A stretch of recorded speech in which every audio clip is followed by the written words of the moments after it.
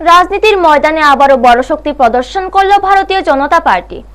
আগরতলার রবীন্দ্র ভবন হলে দলের উদ্যোগে অনুষ্ঠিত হলো এক মহা যোগদান সভা, যেখানে বিভিন্ন রাজনৈতিক দল ছেড়ে বহু মানুষ বিজেপিতে শামিল হন।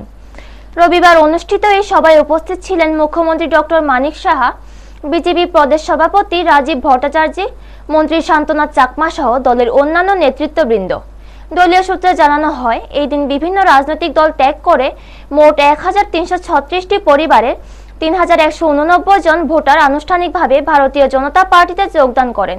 তাদের হাতে দলীয় পতাকা তুলে দিয়ে দলের স্বাগত জানান উপস্থিত নেতৃত্বরা।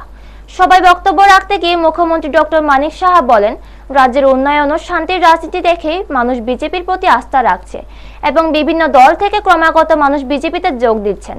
পাশাপাশি তিনি নাম না করে তিপ্রামথ ও প্রদ্যুৎ কিশোর দেববর্মন সম্পর্কেও নিজের মতামত তুলে ধরেন এবং বর্তমান রাজনৈতিক পরিস্থিতি নিয়ে মন্তব্য করেন।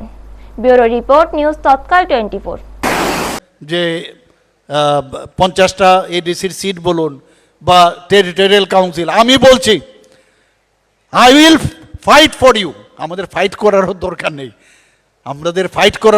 নেই, আমাদের সরকার খালি গড়তে দিন, আমরা এই বিষয়গুলো নিয়ে কথা বলবো। আমরা যদি করি, অন্যরা কেন এই বিষয়ে কথা বলবো? আমরা আমাদের মাধ্যমে সেটা হবে।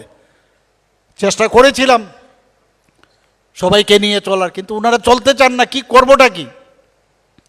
একদিকে কলে এক কথা, মিথ্যে কথা বলে আরেক রকম। মিথ্যে কথার এই যে গোয়েবেলসীয় কায়দা, এগুলো ছাড়ুন আপনারা। কয়েকজন নেতা এখনো ওনাদের আছেন, তাদের পূর্ব ইতিহাস যদি আপনারা দেখেন, এখন তাদের বাড়িতে সিপিএম এর কিন্তু এখনো লোক আছে।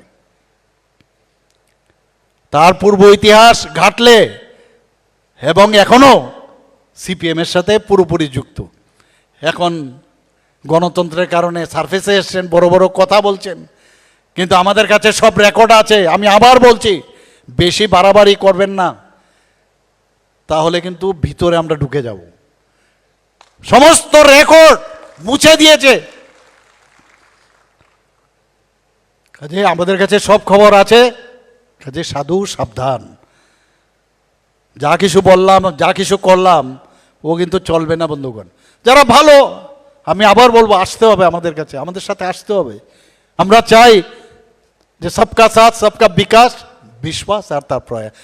বিশ্বাস না থাকলে কোনো অবস্থায় কোনোদিন কিচ্ছু হবে না। আপনারা বিশ্বাস করুন।